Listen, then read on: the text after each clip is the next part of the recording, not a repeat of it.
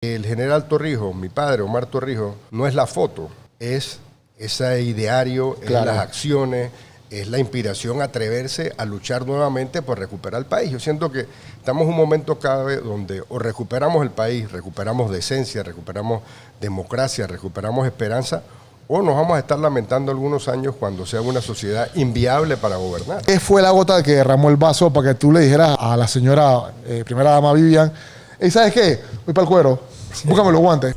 Familia, tenemos un episodio nivel legendario hoy. Nuevamente tenemos un presidente de la República de Panamá. Un honor tener al señor Martín Torrijos. Y bueno, hay dos cosas que tengo que decirles súper importantes. La primera es que suscríbanse al canal para que nos apoyen. Denle like, comenten. Son como 3 cosas había. Bueno, no importa, denle like, comenten. Vean otro podcast también. No tengan miedo de comentar y preguntar lo que quieren. Escríbenlos en los comentarios, me lo escriben en las redes sociales, pero háganlo. Estos podcasts lo hacemos para que podamos entender, comunicarnos y aprender más. Y este podcast es presentado gracias al mejor ron de Panamá, Ron Casa Historias. Aquí les dejo el Instagram para que lo agreguen, se tomen su par de drinks. Así que bueno, Javi, vámonos con el podcast. Ya, señor presidente, bienvenido. Gracias a ti, Oli. Mira, este es un podcast histórico porque yo me acuerdo cuando yo tenía la juventud mía, 18 años, en todo lado lo que sonaba era Team Martín. Martín, muchas gracias por venir. Muy lindo tu reloj. Quiero decirte que para mí es muy importante tenerte aquí por 2 razones. Uno, porque creciendo, tú fuiste el primer referente de mi generación como presidente actual, 2004-2009. Esos fueron de mis 18 a mis 22. Esa fue mi época que ya estaba cerrando Rocafé, pero estaba bien. Y después, creo que fue un impacto hasta el día de hoy. Entonces, bueno, comencemos por eso. Yo quiero saber qué se siente ser presidente de un país. Uy, se siente como es una gran responsabilidad y yo la sentía. La verdad es que, digamos, una gran satisfacción por el honor que te dan los panameños, las panameñas, y obviamente por la oportunidad y lo que Dios nos da a cada uno. Pero era una responsabilidad que la sentía todos los días. Por eso es que mucha gente me decía, pero tú no te ríes, porque te levantas en la mañana con los problemas de seguridad. Y todo el día te la pasas resolviendo problemas que son todos de una magnitud seria, Sí, claro. importante, de vida, economía, en fin. Y eso te hacía sentir el peso de la responsabilidad. Yo la traté de asumir como eso, como una responsabilidad seria y como la oportunidad de trabajar por el país, consciente de que duraba 5 años. Y por eso es que había que tratar de hacer lo más que se podía en el menor tiempo posible. Y eso fue lo que traté de hacer. A mí me da mucha gracia porque la gente es adicta al Netflix y a las series. Y cada vez que tú ves series de presidentes, tú ves que esos manes se levantan y es puro problema desde que arrancan y amanecen. Pero yo creo que la gente piensa que aquí como que no tienen responsabilidades. Y Panamá es un país que no solamente le debe mucho al país, sino es un país que de manera internacional tiene muchas responsabilidades. Yo quiero que tú me cuentes, tú como embajador de Panamá, o sea, embajador me refiero que eres la figura máxima del país, ¿cómo era para ti viajar a otros países y representar Panamá? ¿O cómo era esa dinámica con los otros presidentes en esa época? Bueno, me recuerdas al muñeco que pasea. Pero que de vez en cuando Daniela me tira, mi hija me Claro. tira, hey, muñeco que pasea.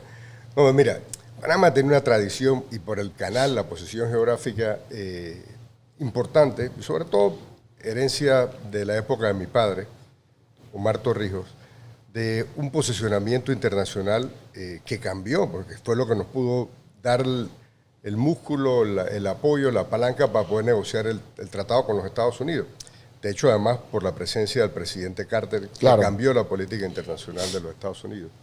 Y esa tradición del Panamá activo en la región es importante porque no es no te destacas tú, se destaca el país. O sea, mi presidencia era más para Panamá que para mí.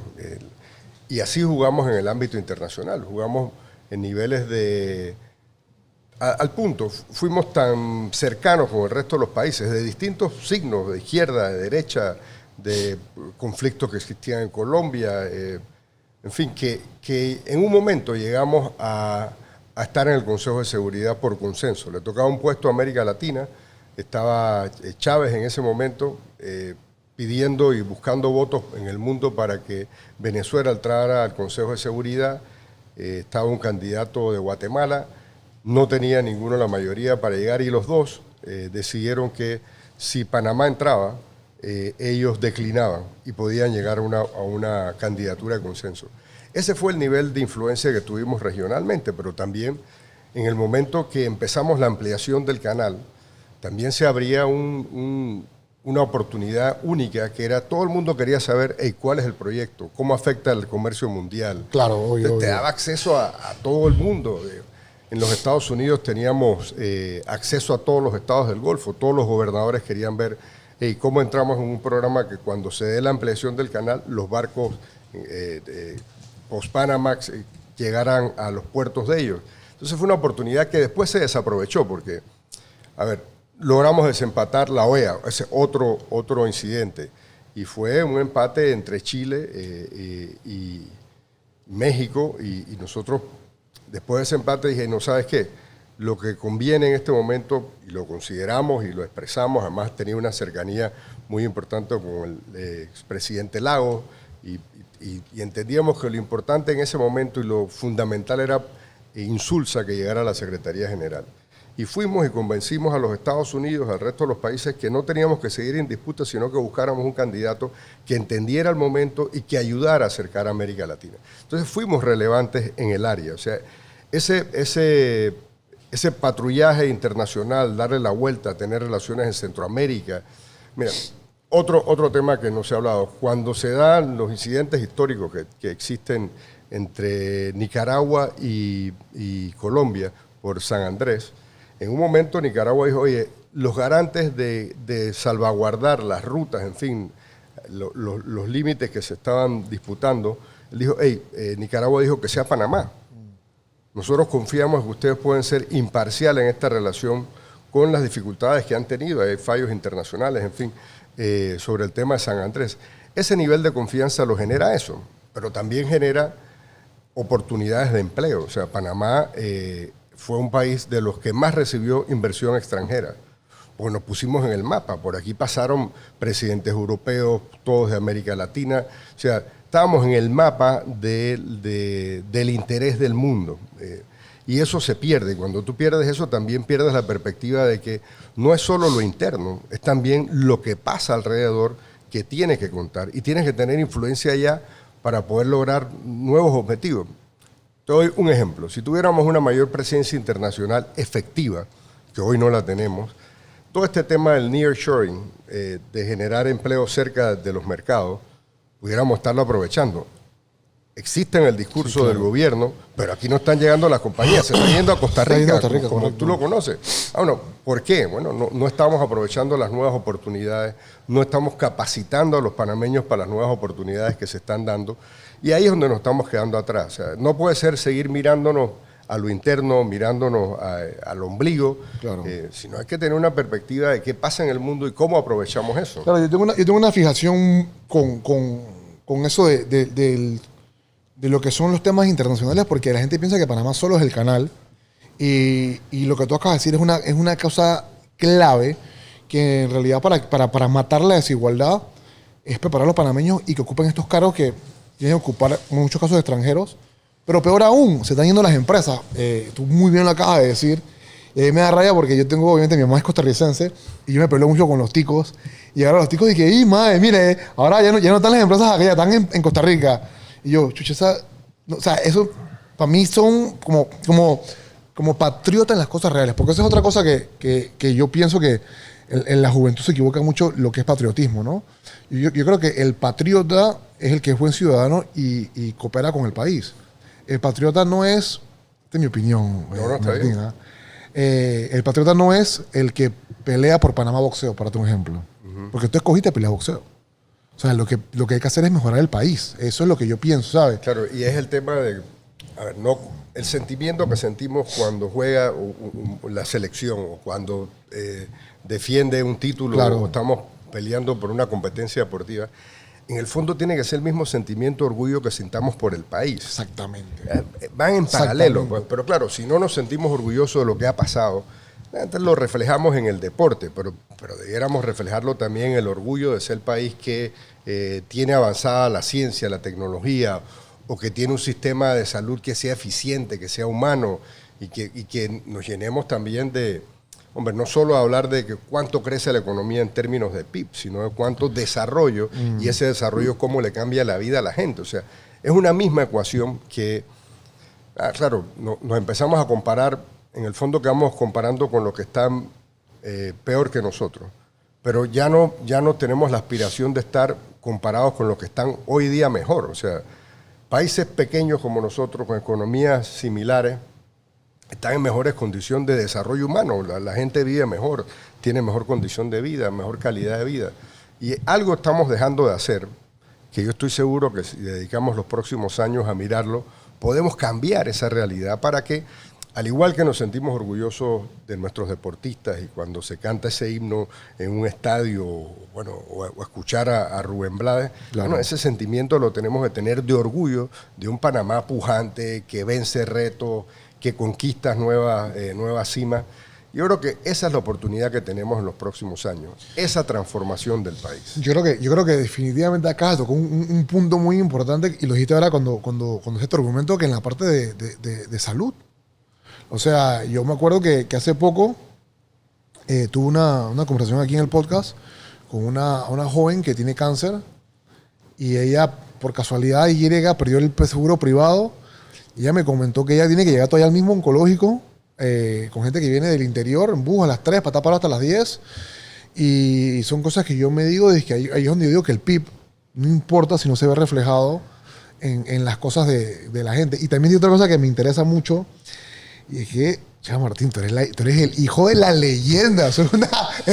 Que la gente habla de Omar y el general, pero yo me acuerdo que cuando yo estaba estudiando periodismo en la universidad, mis profesores eran torrijistas, porque ellos venían, ahí es donde tú ves los cuentos hechos realidad, ellos venían de estratos muy bajos, y todos estudiaron en España, en Rusia, no sé dónde, Cuba, no sé dónde, y ellos dicen, hey, gracias fue a las políticas del general que yo pude irme a Europa a estudiar y estoy aquí. Y yo decía, profesor de universidad me está enseñando a mí, qué locura que lo que se habla en el mundo de la politiquería como sí se aplica. Entonces, a ver, te pregunto porque yo me imagino que ser hijo del general es un arma de doble filo. Cuéntame a ti cómo te ha ido con esa responsabilidad en ese linaje. No, hombre, mira, estás tocando un tema que va relacionado. Esa era una época en donde los panameños nos sentíamos orgullosos de ser panameños. Mira, fue el país que reclamó con dignidad su derecho a recuperar el canal. Fue el momento que se abrió las puertas para que la educación le llegara a todos, para que el sistema de salud mejorara, para que se quedara una clase media, para que la gente no se sintiera abandonado. Eso se fue perdiendo poco a poco. Se fueron perdiendo los grandes objetivos nacionales y un liderazgo excepcional que fue el de mi padre, que interpretó el sentir de la sociedad, que tuvo esa capacidad y tuvo el ejemplo para liderarlo. O sea, cuando él decía, y en su forma muy particular de hablar, de que él no es lo que decía, vayan, sino síganme. Entonces, él dio el ejemplo y sirvió de inspiración para la transformación de una sociedad en un momento dado que fue algo que inspiró a mucha gente. Yo creo que eso es lo que tenemos que llegar. Pero regresando al tema, porque efectivamente ser hijo de Omar Torrijos es un gran orgullo y es como tú dices, solamente el nombre y el apellido te implica una responsabilidad, de la cual he tratado de cumplir con su legado, con su memoria, dentro de lo mejor que he podido. Porque que no hay manera de compararse con un hombre que es excepcional en la historia. Ahora, ese es el ejemplo, ese es la guía, ese es el método, ese es mi héroe, mi padre, es ese el hombre que extrañas, o sea, aun cuando pasen los años. Pero sí, es una gran responsabilidad y bueno, Martín, permítame que te interrumpa. Pero esto es una cosa que no sé si te la han dicho, pero imagínate, ajeno a lo que piensa la gente de ti, yo me pongo en el lugar de mi papá y yo como hijo. O sea, tu papá, desde donde esté, tú llegaste a ser presidente. O sea, tú ganaste el mundial. Es como si el hijo de Messi gane el mundial. O sea, tú llegaste a hacer todo lo que tu papá soñó, porque al final lograste. Dejemos la parte de las opiniones de terceros. O sea, tú, hacia ti como hombre, que tiene metas y es un hombre con ambiciones positivas, porque la gente confunde ambición con avaricia. Tú llegaste al Caracas, tú lo lograste. O sea, que yo creo que tú definitivamente tienes que sentirte cumplido como hijo, porque ¿qué más le puede pedir? Es que yo no sé por qué no he hecho esa película. Esa película la voy a hacer, voy a repetir los derechos. Y te voy a decir una cosa, y esto es algo muy interesante, y aquí vamos a entrar un poquito en polémica.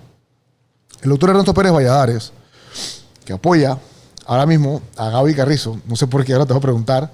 ¿Tú sabes a dónde yo, y te lo digo con franqueza, dónde yo me enamoré de tu padre? En el libro que él escribió. Ernesto Pérez Valladares escribió un libro, y el libro es mitad tu papá, mitad él. Y ahí es donde mucha gente puede ver en realidad lo que tu papá, cómo tu papá hablaba, y yo me quedé impresionado porque yo con 30, yo iba a decir 34, tengo 36.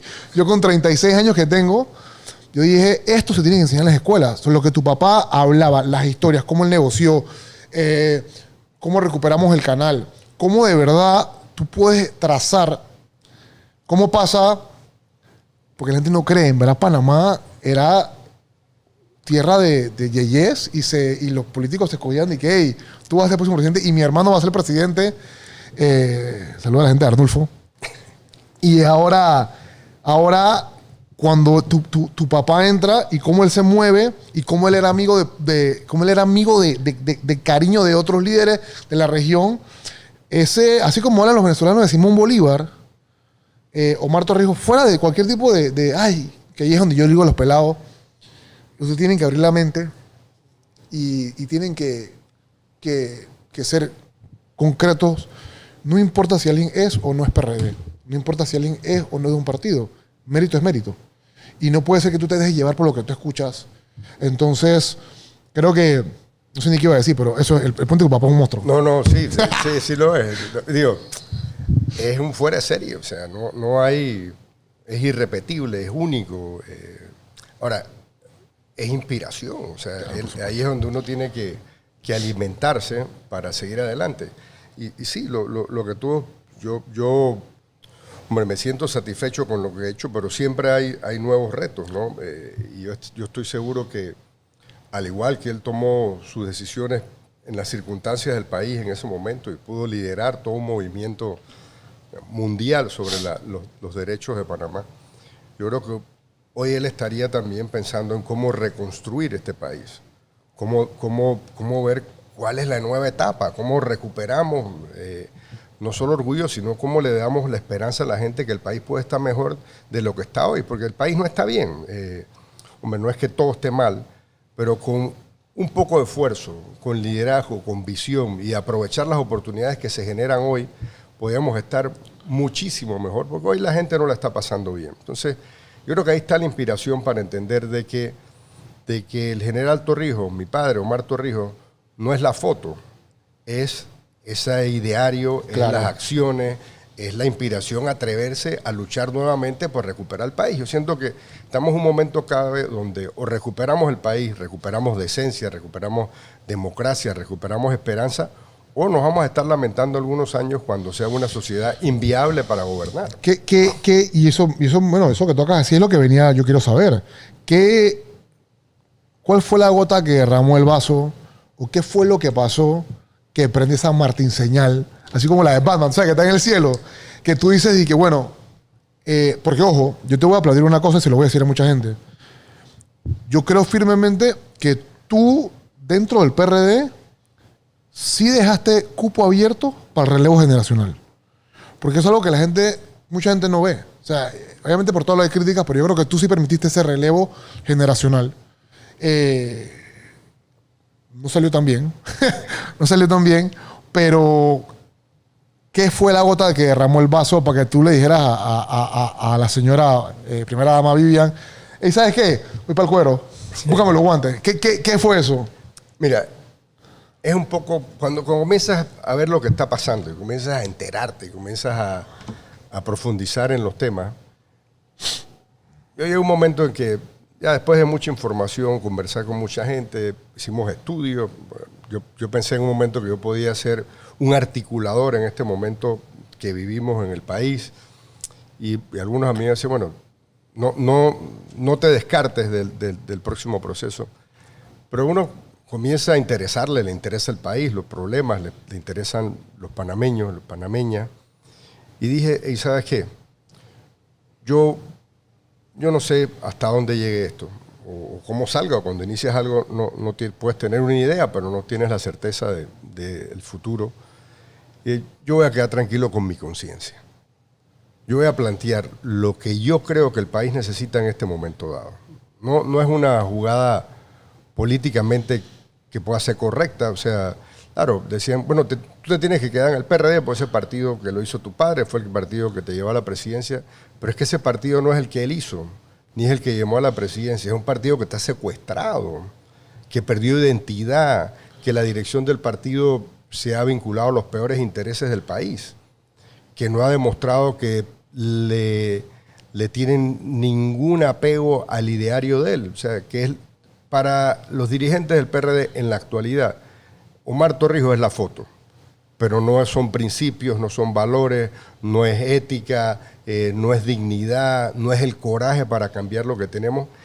Y eso es lo que al final me dice, bueno, yo voy a cumplir con mi conciencia, yo voy a hacer lo que yo creo que es necesario en la forma que sea necesario y después veremos. Y le pedí un break a la familia, decirle, bueno, me voy a dedicar a esto y me voy a dedicar a esto los próximos años.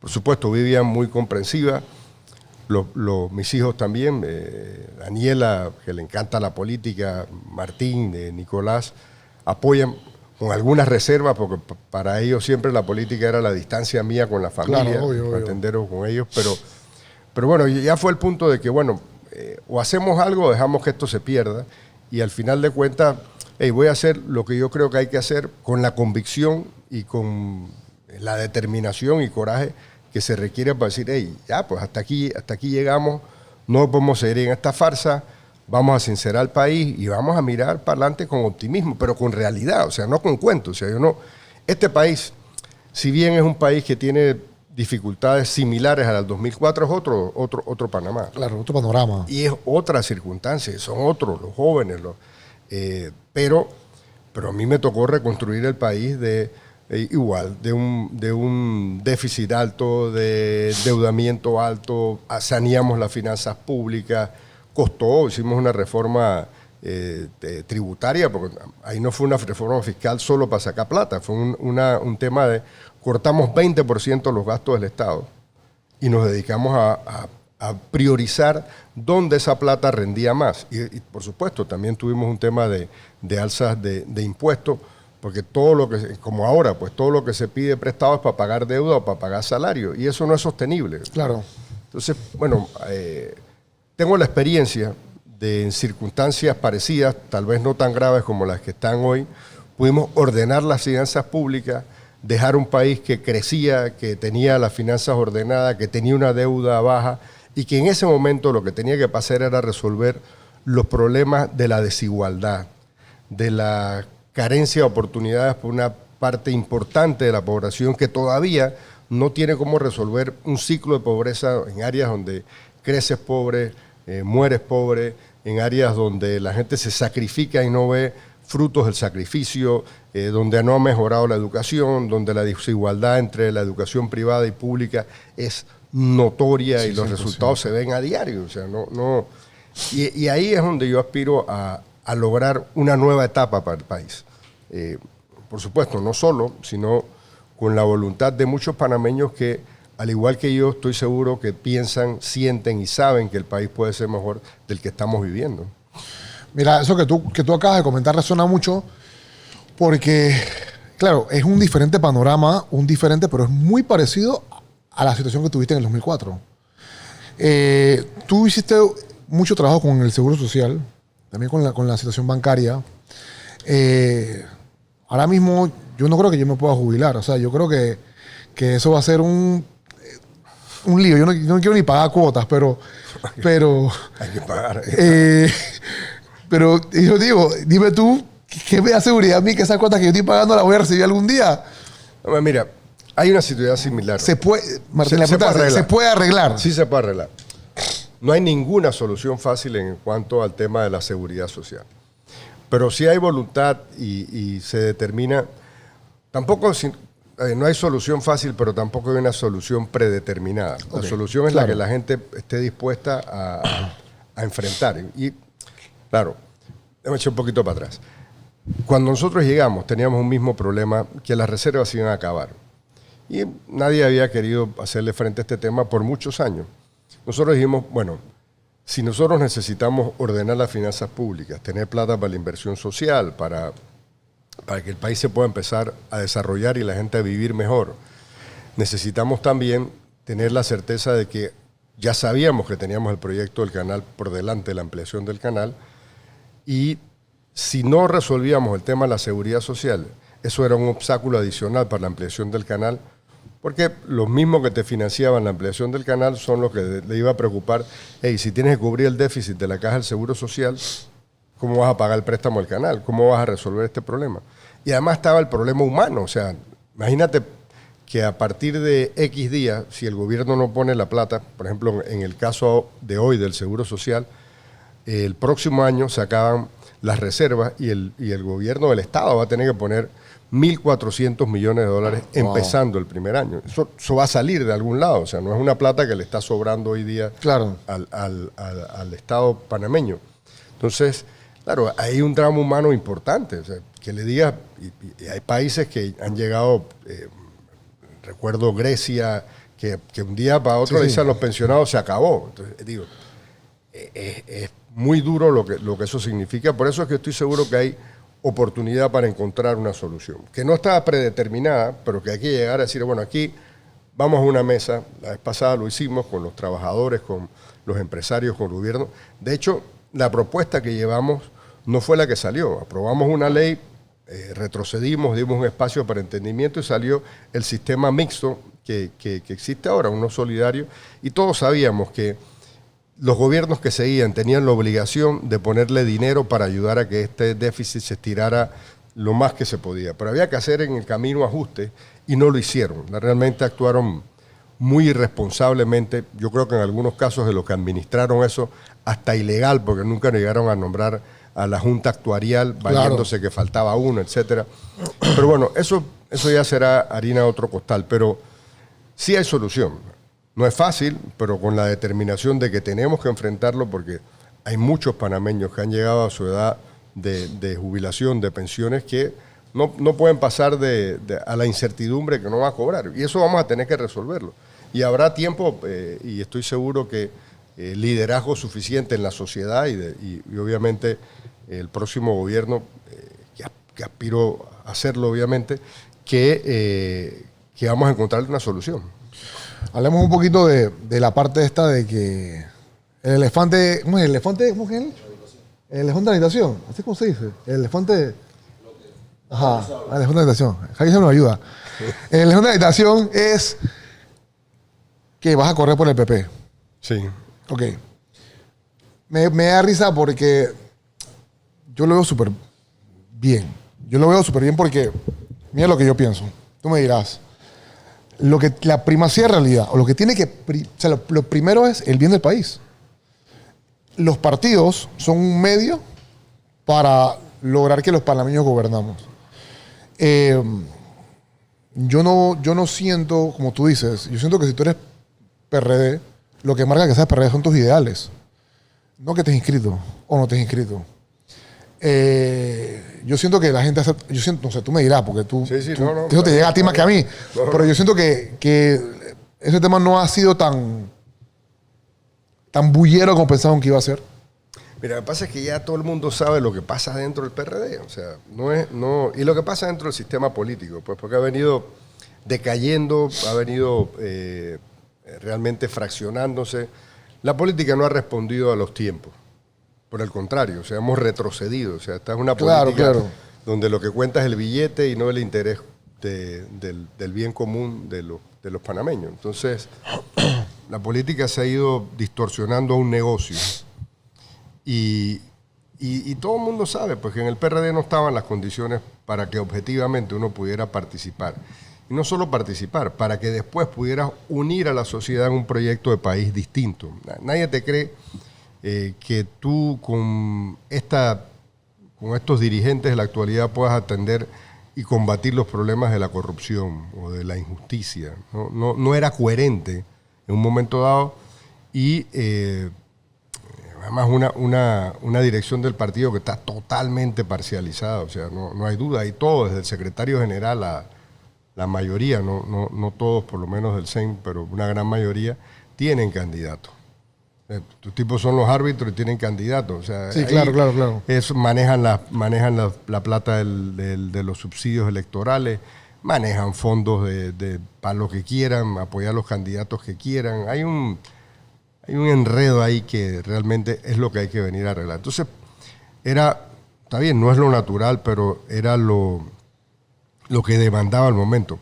Hombre, no fue fácil. O sea, hay un componente sentimental y de trabajo que uno ha tenido en ese partido y de añoranza de otros tiempos que lo que he decidido es que vamos a posponer la pelea. O sea, esta pelea son dos fases. Una, vamos a recuperar el país. Yo creo que es lo fundamental, que recuperemos al país. Y dos, entonces después vamos a ver qué pasa con el legado de Omar Torrijos y qué pasa con el PRD. Pues eso es lo que hay que recuperar. Hay que recuperar el torrijismo y hay que recuperar el torrijismo dentro de un PRD, pero en la medida, entendiendo que primero tiene que ir el país. Hoy día no hay tiempo para una pelea interna y después ir a arreglar el país. No existe. Hoy la decisión era, vamos por el país, y eso, la oportunidad se da a través del PP, con el cual he compartido ya experiencias, estuvimos juntos, tuve la suerte y además el honor de conocer, por ejemplo, al doctor Arias Calderón, un hombre de firmes principios democráticos, de una lucha por la recuperación de la democracia, pero con el convencimiento de que esa etapa ya había pasado y que la etapa era ahora, unirnos como panameños por el bienestar de la mayoría. Entonces lo hicimos en el pasado y yo creo que ahora igual lo estamos haciendo, entendiendo que primero son los problemas del país y después vemos los temas partidarios. Mira, eso yo pienso que, o sea, sí, es lo que yo pensaba. Yo me imaginé que de manera personal era un poco difícil para ti, como todo, pero es lo que acabas de decir me identifico mucho, ¿no? Prioridades. Panamá primero, que ahí todos comemos de ahí, o sea, todos vivimos de ahí. Y después ya limpiamos la casa por dentro, como dicen. Hace poco estuviste con la famosísima canciller, ¿no? Estados Unidos, Panamá, cónsul. ¿Qué? Canciller. No, la embajadora. La embajadora, eso. Famosísima. Te falta... Javi, sí, la embajadora. Y tengo una pregunta porque yo tengo un tema puntual ahí. Nosotros somos como...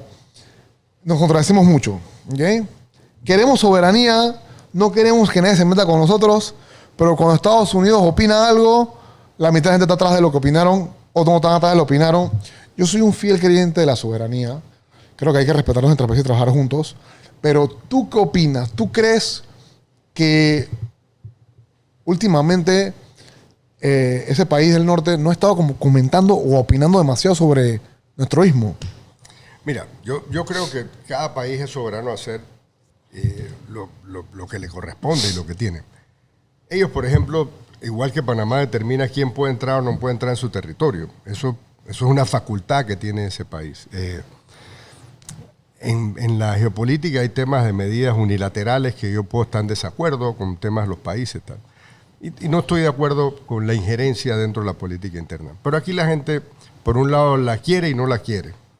La quiere cuando le conviene, no la quiere cuando no le conviene. Claro, entonces yo creo que es mejor tener... Yo soy de una sola creencia, mantenemos la independencia, hay coincidencias, o sea, yo no voy a buscar la bendición de claro. Nadie, pero sí tenemos coincidencia en la visión, y yo lo que voy a hablar es con todo el mundo sobre lo que yo pienso, o sea, del momento que vive el país y cómo creo que hay que cambiarlo. Y hay factores donde tenemos intereses comunes, o sea, nosotros queremos una democracia estable, nosotros queremos un país que pueda vivir libre de crimen organizado, que la justicia funcione. Pero en fin, es un tema que podemos pensar que tenemos coincidencia, pero nos toca a los panameños hacerlo. O sea, la justicia en Panamá tiene que funcionar porque la justicia tiene que funcionar en los países. O sea, sí, claro. No debe funcionar porque los Estados Unidos quiera que funcione. Que tenemos que tener un sistema de justicia que le dé confianza a la gente de que aquí a la gente de plata o los que tienen influencia también tienen que enfrentar un sistema de justicia y que las leyes no están hechas para uno y para otros no. Y ese tema de que hay dos sistemas de justicia, uno benévolo para los de cuellos blancos y uno que le aplican la ley para los que no tienen derecho. A los robaiguanas. Sí, digo... Lo viví, pero no puedo decir el caso porque es alguien que está en un proceso. Un muchacho joven de 19 años que por un hurto pecuario de salida fueron 6 meses mientras la investigación. Y hay otros que por millones y millones de dólares todavía viajan. Pues. Ahora que estamos hablando del tema de Estados Unidos, yo tengo una pregunta, y este es al Martín presidente. A mí me parece injusto que los panameños tengan que tener visa para Estados Unidos. Si entonces europeos entran sin visa, ¿por qué Panamá, si tenemos, la mayoría de la gente de Panamá no se va para afuera, nunca nos ha pasado dentro de un plan de proyecto decirle a los gringos de que, hey, bro, quítanos esas visas? No somos muy diferentes a países del resto de Centroamérica. Mira, yo creo que eso es lo que te decía, pues cada cual tiene su política y lo enfoca como sea. Puede ser un elemento para trabajar, pero a mí me gustaría que trabajáramos más elementos como, hey, yo quiero más inversión de los Estados Unidos en Panamá. Sí, claro. O sea, hey, vamos a ver cómo aprovechamos este tema del nearshoring. Te pongo un ejemplo de los temas nuevos que hay que aprovechar. Y en este tema de los Estados Unidos. O sea, sí, está bien, Panamá es el centro más estrecho, está en el medio de la ruta de los migrantes hacia los Estados Unidos. Claro, tenemos que cumplir con nuestro deber, respetarle los derechos humanos. De alguna forma hay un filtro, pero sí, nosotros estamos colaborando en el tema migratorio con los Estados Unidos o con el resto de Centroamérica, también queremos que colaboren con nosotros en materia de desarrollo. ¿Por qué no buscamos más empresas? La migración no se acaba mientras no existan maneras de que la gente arregle pueda vivir con dignidad en su país. Entonces, bueno, ahí tendría que haber una estrategia tal vez de pensar de que, así mismo como México de alguna forma se incorpora al desarrollo económico de los Estados Unidos, Centroamérica también, o sea, y poder ver cómo enlazamos cadenas de valor que al final de cuentas son nuevos empleos para el país para que la gente en la región no tenga la necesidad de emigrar, ya sea por motivos económicos o por la inseguridad o cualquier otro problema político que se pueda estar generando o que tenga la región. Entonces, esas ideas son las que yo creo que hay que llevar a la agenda. O sea, no solo una agenda en materia de seguridad, narcotráfico, crimen organizado, lavado de dinero, corrupción, sino también una agenda que incluya desarrollo, inversiones, una perspectiva distinta. Y ahí es donde tenemos que jugar un papel a nivel internacional. O sea, no podemos aislarnos del resto de Centroamérica. O sea, a lo mejor podríamos estar planteando, hey, espérate, vamos a que estos programas que se han iniciado, que funcionan o no funcionan bien, se extiendan hacia la región y que no terminemos viendo, que no se vea Panamá solo como un país que es importante por motivos de seguridad, sino por motivos de una sociedad, de una alianza que genera empleo, que genera esperanza, que promueve valores. O sea, hay temas ahí que yo creo que podemos reenfocar la relación con los Estados Unidos. Con un momento dado la reenfocamos sobre el canal, o sea, superamos las dificultades, ampliamos el canal con todo este proceso de ampliación y nos quedamos cortos. Era lo que te decía al inicio, que cuando empezamos el proyecto del canal, era la oportunidad de que Panamá resaltara en el mundo. Panamá, no porque era la oportunidad de ir a viajar al mundo y decirle, hey, este es el proyecto que va a cambiar la productividad del mundo. Mira el tiempo mundial, que estamos. Claro. Entonces, esa era la oportunidad que Panamá resaltara y no, nos quedamos adentro. O sea, nos quedamos mirándonos al ombligo, peleándonos, dividiendo la sociedad, tergiversando la justicia, degradando la democracia. Empieza la compra, la venta, el billete comienza a hacer lo que manda. Entonces, perdimos razón y perdimos oportunidades. Y eso es lo que hay que recuperar. En ese aspecto de que tú hablas de... No me gusta mucho criticar el gobierno, Pero ahí es donde de verdad pesa el conocimiento y el equipo de trabajo, porque lo que tú acabas de decir es fundamental. Todo lo que necesitamos que se logre, necesitamos personas que tengan el conocimiento, voluntad, experiencia para hacerlo. Creo que eso ha faltado mucho, creo que hay una cefalía en ese tipo de proyectos internacionales en estos años que han pasado. Y creo que también, bueno, me interesa saber tu opinión, creo que también ha habido un issue con esa gobernabilidad que ha habido entre el Ejecutivo y la Asamblea. ¿Qué diferencia tú ves entre cuando fue tu primer término como presidente a lo que está pasando hoy en día entre el Ejecutivo y la Asamblea? Mira, teníamos una coordinación estrecha, o sea, ahí nosotros teníamos semanalmente reuniones con la Asamblea estaba claro, además teníamos una agenda bastante ocupada, o sea, nosotros a los 6 meses, ya menos del año, ya teníamos la reforma tributaria andando, al poco tiempo teníamos el tema del seguro social, pasamos a la ampliación del canal. O sea, hicimos 3 reformas grandes, además de todo crear una nueva institucionalidad en materia de seguridad, se creó Senafron, se creó Senam, se hizo una ley para que el Consejo de Seguridad no estuviera pinchando a los ciudadanos, periodistas, etcétera, que esa la eliminaron y vemos las consecuencias después. Hicimos toda la infraestructura social y le dimos coherencia a la política social para atender los problemas se creó la red de oportunidades, alfabetización, programas de participación ciudadana. Empoderamos y esa agenda que tenía el gobierno la conocía la Asamblea y era un equipo coherente. Yo era secretario general del partido, tenía relación con todos los diputados, no solo de mi partido, sino de la Asamblea. Compartíamos esa agenda y teníamos muchas iniciativas, con lo cual, bien el aporte de la Asamblea. La Asamblea está para supervisar, para poder asegurarse que se cuestione cuando las cosas no van bien.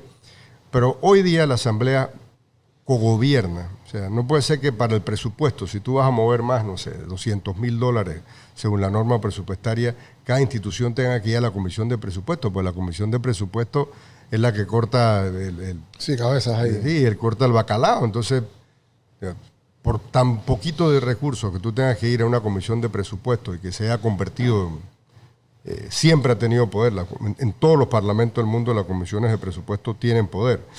Pero lo que está ahora dista mucho de ser una relación normal entre ejecutivo y presupuesto, porque ya ahora es, sí, no solo la inversión, sino quién la construye. Se van atando unos temas con otros que antes no se tenían.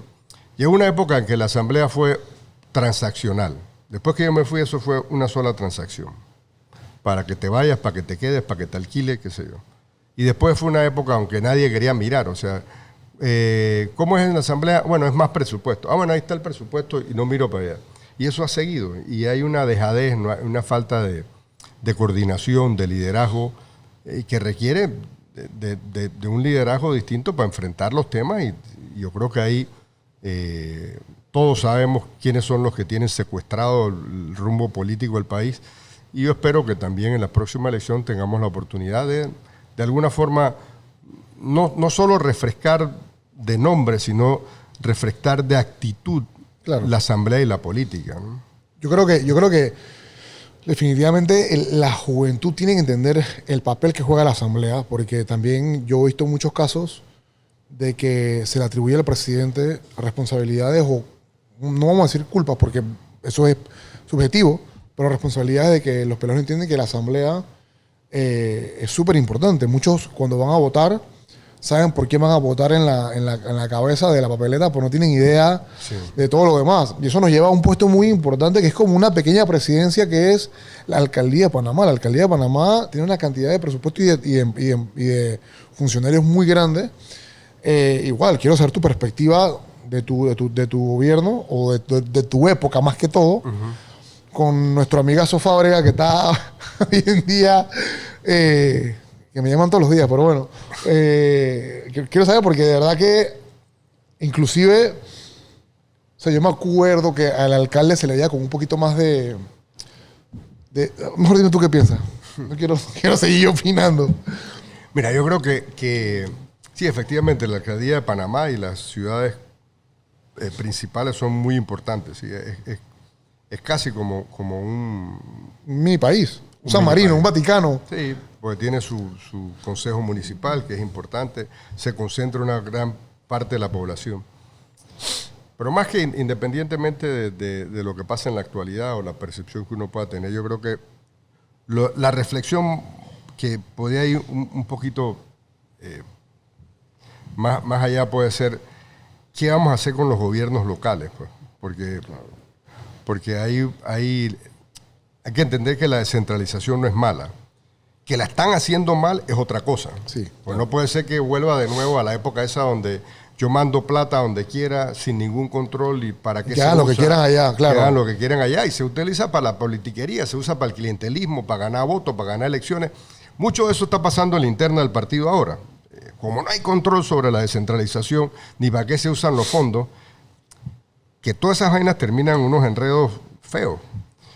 Pero yo digo que lo que hay que entender es que sí es importante, son importantes los gobiernos locales, que hay que valorarlo. O sea, los gobiernos locales, los representantes de corregimientos son en contacto directo de la primera línea de contacto con la comunidad. Así como teníamos primera línea durante el COVID, estas son las personas que están más cercanas a la sociedad. Y hay que darle su valor, o sea, eso en todo sentido. O sea, no puede ser que hay que estarle escondiendo dinero para dárselo, pues, porque Sí, eso claro, pareciera claro. como de salida, si no lo puedes, ni lo publicas, ni lo dices, ¿para qué es? Y dices que es para, te inventas, esto es para estudio de la basura y al final termina transfiriéndose a un montón de juntas comunales para las primarias del PRD o para ayudar a otro partido o un candidato en particular, como está pasando hoy día. Y que eventualmente todos nos vamos a enterar, porque no hay manera de que uno no se entere de estos temas, porque no es la plata de ellos, pues es la plata de todos los panameños y habrá mecanismos para que enterarnos de cómo han repartido este botín. Los gobiernos locales hay que valorarlos y hay que tratarlos bien y entender de que tiene que haber un presupuesto importante para que puedan atender las necesidades de la gente. Además, son necesidades que te quitas como gobierno central. O sea, ¿qué tiene que ir el ministerio a arreglar un problema de un baño en una escuela en cualquier lado?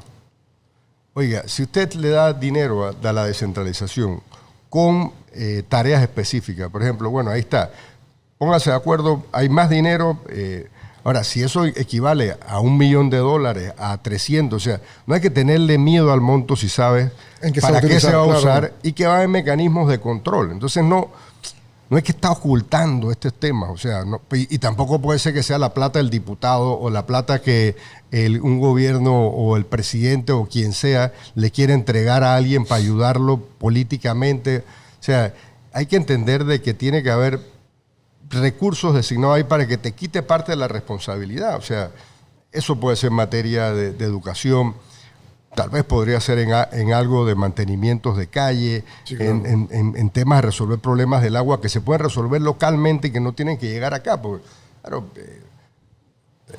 nada más el trámite, pues, traer al ciudadano que venga acá, que alguien lo atienda, no te atienda, o sea, todo va creando una insatisfacción de la necesidad de la relación entre la gente y sus gobernantes. Y entonces, claro, yo creo que ahí hay que valorar los gobiernos locales, entender de que sí requieren fondos de descentralización, pero también requieren supervisión y se requiere también que contribuyan, que estos fondos tengan un uso que no solo sea toalla o necesidades que puede tener una familia que si se documentan se pueden atender, pero creo que llegó la hora de sincerar ese sistema de gobiernos locales, entendiendo la importancia de los alcaldes, los representantes y la necesidad de transparencia que exista en la gestión pública. Yo creo que lo que tú acabas de decir es clave porque sí, muchos problemas que en el país entero, ¿no? Que lo tienen que alzar al ministerio cuando en verdad son problemas que tú dices, wow, ¿cómo no algo local no lo resuelve, ¿no? Y igual es en las empresas. Igual que en las empresas. Y yo quiero saber tu opinión de algo que yo pienso que puede ser muy importante para el país, que creo que a mí me afecta mucho este aspecto porque al ciudadano común, yo me meto ahí, te obliga mucho a viajar, te obliga mucho a generar más gasto y es el turismo interno o el turismo hacia el país. Yo creo que yo, que viví mucho tiempo en Costa Rica, mira, Costa Rica tiene un esta época se pega en Costa Rica, chuleta, a plomo. Costa Rica tiene un astronauta, se llama pues Franklin Chan. Sí. Y Franklin Chan siempre me criticaban por el tema de educación. Panamá contra Costa Rica en tema de educación, ¿no? Que la educación de Costa Rica es mucho mejor que la de Panamá, la pública. Pero yo siempre le decía a los ticos que ustedes tienen un astronauta, no, ustedes pueden tener muchos astronautas, pues tienen una nave. Panamá tiene para tener como 50 naves y vamos tirando hasta que... Entonces, ese ejemplo, yo se los decía en mi época, en mi época de mozo, 18 años, le decía, dejen que nosotros los panameños queramos jugar al juego del turismo. Ya yo tengo, vuelvo y repito, 36 años. No te estás quitando, ¿no? No me estoy quitando. Estamos casi a la misma edad ya. Vamos a preguntarle a Javier. No, 36. Siempre es un lío con el poca. Y, Chuleta, siento que no ha cambiado nada de esa época hoy. Y yo quiero que le ganemos a Costa Rica en turismo. Presidente, dígame qué vamos a hacer con eso. Mira, turismo es una de las áreas donde se puede generar nuevo crecimiento, nuevo empleo. De la manera más fácil. Pero también tiene que ser un turismo que la gente, que el turismo la gente lo sienta. O sea, algo como en Boquete. En Boquete hay una buena sinergia entre el café, toda la industria de café, que es importante en el mundo, y el turismo. Ahí ese pueblo vive de turismo y de café. Y mucho del turismo que llega es eso. Y hay turismo interno, y hay facilidades, y no es tan caro. Ahora, Pedací es otro ejemplo de cómo la comunidad también participa del turismo. Pero hay lugares donde uno diría, hey, falta. Farallón. Hay hoteles grandes y la comunidad todavía puede desarrollar más en la participación de tener provecho al igual del turismo que se está generando ahí. Entonces tiene que haber como una mano entre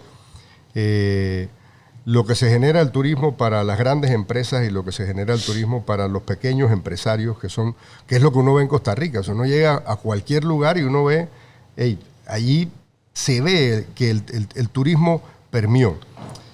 Ahora, hay que meterle plata en muchas cosas, pues desde promoción, investigación, mantener políticas por largo plazo. Bueno, ahora se actualizó el plan que se había hecho, que lo hizo Rubén Blades en mi gobierno, que es otro tema, que hay que atraer a los mejores para gobernar, no necesariamente de tu partido, ¿no? Hay que la gente capaz. Pero regresando a este tema, yo creo que allí tenemos un gran potencial que tenemos que ponernos toda la camiseta de Panamá y salir no solo a promocionar el país, sino también a crear las condiciones internas para que la gente venga. O sea, y está empezando a recuperarse, se está viendo un poco más, hay que entender bien lo que está pasando con el sector de los cruceros, apoyarlos para que se siga generando y asegurarse de que ese turismo beneficia a las pequeñas comunidades, a los pequeños empresarios, a los emprendedores que allí deberían tener una oportunidad para también mejorar su vida, venderle, participar del turismo, que es algo que Costa Rica tiene envidiable, no solo cómo se ha vendido, sino realmente cómo protegen esa industria. O sea, allí la gente cuida a los turistas. Se dan incidentes como en todos lados, como siempre, pero hay una conciencia de la importancia del turismo dentro de la economía. Y aquí hay que generar ese cambio de cultura de que efectivamente el turismo te ayuda con empleo, te ayuda con generar mejor condición de vida para tu familia. O sea, hay una serie de elementos importantes y ese es uno de los potenciales que tenemos para los próximos años. Y ahí te amarro esta pregunta, que es algo que me comentan mucho, y casualmente me lo decían otro día por las redes sociales, en el tema de que mucho panameño viaja a Colombia, ahora obviamente por los vuelos y todo. Una de las críticas más grandes en Panamá es el precio de la medicina. Sí. Que tú digo, todo el mundo lo postea, no es un secreto a voces, que con lo que cuesta una medicina aquí un día, te cuesta un mes allá. Eso y lo que es la luz, el precio de la luz. ¿Qué vamos a hacer ¿qué tienes en mente que se puede hacer con eso? Mire, hay que terminar de ver las nuevas legislaciones, pues, pero hasta ahora, y la verdad es que lo que más uno le puede decir al gobierno es que tenga éxito, pues, en las medidas que está tomando para abaratar los costos de la medicina. Siento que no ha sido así, pero esperemos. Veo que esta semana se aprobó una nueva ley que pueda dar resultados, y tenemos que buscar los mecanismos que sea, o sea, sin ninguna contemplación a los distribuidores o quiénes son los distribuidores en el país o no. Lo que tenemos que buscar es que efectivamente tengamos un sistema de salud que resuelva, de salud que resuelva los problemas de los medicamentos. digo, hay un descontrol obvio en el seguro social. Está el caso del fentanilo, que sí. es inexplicable. Una locura. Y saber las consecuencias que esto tiene. Entonces tiene que haber un mejor control administrativo y tenemos que asegurarnos que, al igual que las farmacias del Estado tengan los medicamentos y que tengamos un sistema que funcione. Yo ahí he estado viendo algunos temas específicos, modelos que han funcionado, pero tengo que, para serte honesto, tengo que actualizar esa visión con los últimos cambios que se han dado en las legislaciones. Pero hasta ahora no se ha visto lo que han prometido. Y te tengo una última pregunta que quiero saber, interesante, de tu esposa, de Vivian. Ella fue de las primeras damas más activas que han habido y se ha mantenido muy activo en el tema obviamente, de la diplomacia y demás. Cuéntame un poquito qué papel juega una primera dama que sí, digamos que le interesa o es activo con el país. Y cuánto esa experiencia o esa... Porque claramente pienso yo que como en una pelea, las segundas veces siempre son mejores que la primera porque te preparas, vienes con más experiencia. Entonces, cuéntame un poquito del papel, que mucha gente no conoce eso, de lo que es el papel de la primera dama en el país, pues. Bueno, Vivian es una mujer extraordinaria. O sea, en mi casa sí no hay problemas ese de igualdad. Pues. O sea, Vivian contribuye y aporta en todo sentido a la familia, ¿no? Somos 32 años de casados, como todas parejas, con altas, con bajas, pero bueno, tenemos 3 hijos y en la parte familiar realmente yo salí premiado, no hay duda pues que salí.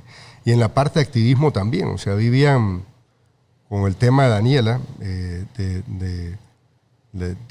es una persona con discapacidad, ha hecho eso una fuente de inspiración para darle valor a los derechos de las personas con discapacidad. Y cuando llegamos a la presidencia, uno de los temas que uno dice, bueno, ¿y por qué? Pues ¿por qué nos toca vivir esta experiencia? Yo creo que, bueno, nos tocó vivir esta experiencia para poder compartirla con los demás y por hacer algo para que los respetos a las personas con discapacidad puedan ser respetados, ¿no? Los derechos. Tanto es así que Vivian ahora es miembro del consejo, del panel de expertos para las personas con discapacidad en cuanto a sus derechos humanos. Son 18 personas de distintos países que van a Naciones Unidas y verifican los tratados y los cumplimientos de los que hacen los países para garantizar derechos a las personas con discapacidad. Entonces, Vivian es un asset en todo sentido. Y el hecho de que ella está dispuesta a involucrarse y que tenga sensibilidad social, pero además tiene personalidad, tiene criterio, tiene carácter, ayuda. O sea, eso cuando alguien me lo decía en otras épocas, no, es que Vivian manda. Sí, Vivian manda. O sea, no tengo ningún problema con que mande, si no se trata de imponerme yo sobre ella o ella sobre mí. Tenemos una relación distinta, que ha madurado, vuelvo y repito, y que creo que eso que tú dices, la experiencia de haber estado allí debe hacer la diferencia a tratar de hacer lo más que se pueda en un corto tiempo, ¿no? Entendiendo que es una oportunidad del país y que uno puede aportar. Yo estoy seguro que Vivian está comprometida no solo con la causa de los derechos de las personas con discapacidad, sino también con otras causas sociales que bueno, yo estoy seguro que va a aportar. No la quiero comprometer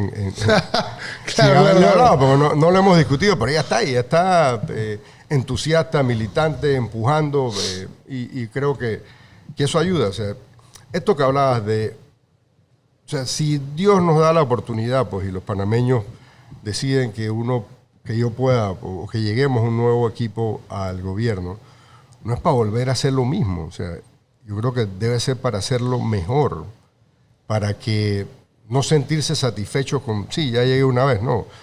En esta nueva etapa el país requiere de otros instrumentos, de otra acción, identificarlo, crear el liderazgo y la confianza para que se dé. Yo estuve en el gobierno y yo no fui una amenaza para nadie, ni para la democracia, ni para la decencia, ni para los empresarios. Claro. O sea, nadie se sintió amenazado, no hubo persecución política, o sea, la justicia, creamos mecanismos para corregir los problemas que venían. obviamente no fueron suficientes, no hicimos todo lo que había que hacer, no lo hicimos perfecto, quedaron muchos temas pendientes por hacer.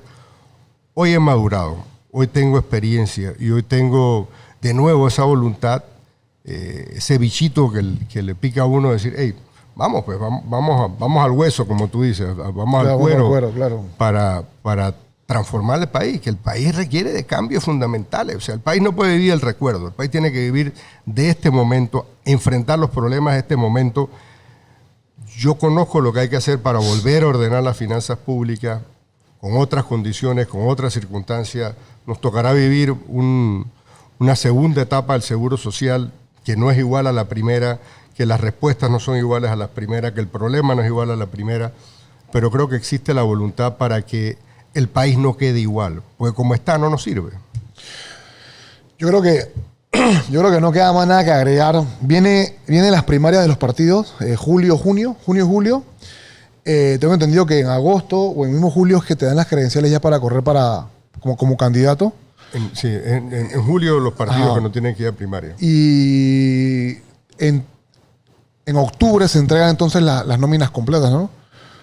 Sí, septiembre hay una etapa para alianzas, que creo que es una etapa importante, donde existe la oportunidad de ponernos de acuerdo sobre una visión, sobre entender que el país no lo arregla uno solo, que es la responsabilidad de todos los que estamos en la política y fuera de la política de esforzarnos por crear ese proyecto común. Y después creo que a inicios del año, en febrero, ya comienza la contienda. O sea que en septiembre eso tiene más rating que las novelas turcas. Esa parte de la negociación, quién es mi vicepresidente, si yo soy vicepresidente, va a estar bueno. Entonces yo creo que deberíamos agendar otro podcast durante esa época para retocar temas. Igual yo te voy a contar una cosa, Martín. Yo como ciudadano estoy haciendo como un librito con mis ideas, con lo que yo siento que el país tiene que mejorar y cómo lo puede mejorar. Se lo voy a entregar a cada candidato que venga al podcast en su momento, como para decir, hey, estas son mis ideas, esto es lo que yo pienso que se puede hacer y creo que hay que compartirlas. Creo que uno de los errores que tenemos en Panamá es que el mismo panameño se mete el pie en cuanto a la gobernabilidad. Yo creo que si yo soy de un partido y otro partido tiene una buena idea o quiere un plan de gobierno que funciona, yo tengo que apoyar a Panamá. No es solamente destruir y destruir. Creo que estamos en un mundo en el cual los ciudadanos viven descalificando a los que no son de su línea. Sí. Estamos en un momento en que los medios igual, o sea, creo que hay que dejar de destruir tanto y empezar a construir más. Creo que trabajar en equipo, no sé cuáles son tus planes, pero creo que trabajar en equipo, creo que unir el país es lo que Panamá necesita. No podemos quedar como otros países parece que fueran dos países separados en el medio. Y bueno, no sé, un último mensaje que tú quieres decirle a tu fanaticada. No, gracias. Y me agrada que des tu aporte, porque de eso se trata. O sea, nadie puede estar sentado en la barra, porque yo creo que todo el mundo tiene que empezar a jugar. Y no todo es a través de la política. O sea, obviamente los partidos políticos, y el mío en particular, por la dirigencia que tiene, ha defraudado a los ciudadanos. Los demás juzgarán sobre el resto de los partidos políticos, que también han venido en decadencia. Pero yo creo que esta es la oportunidad de eso, de aportar, de ver las coincidencias. O sea, este país peleándonos todos los días, unas peleas sin sentido, fragmentándonos, dividiéndonos, lo único que nos hace es que no podamos ver lo bueno que puede ser el futuro si nos ponemos de acuerdo. Y yo espero poder ser quien ayude a crear esas condiciones desde un punto de vista de liderazgo y de entendimiento en la capacidad de sumar. Creo que eso ha sido un ejemplo de mi periodo. No fue un periodo conflictivo, fue un periodo donde sin sobresaltos, nosotros nos levantábamos con estabilidad, no nos levantábamos para un show para otro. Ese país con estabilidad, con posibilidades, es el que tenemos que retomar. Y esa retoma no depende de uno, depende de todos. Así que yo a ti te felicito. Yo en algún momento tendré un podcast y te voy a invitar. Porque claro, me gusta. Mucho que aportar y me ha encantado la conversación. Vengo el día que quieras. Valoro tu experiencia, valoro estos jóvenes que se sienten como tú, que tienen que aportar al país y eso realmente es es envidiable. Eso quiere decir que sí hay futuro, que a la juventud le importa el país y que lo que hay es que extender la mano y buscar los mecanismos para podernos entender. Bueno, Javi, yo creo que estamos. Señor presidente, muchísimas gracias y nos vemos en la próxima.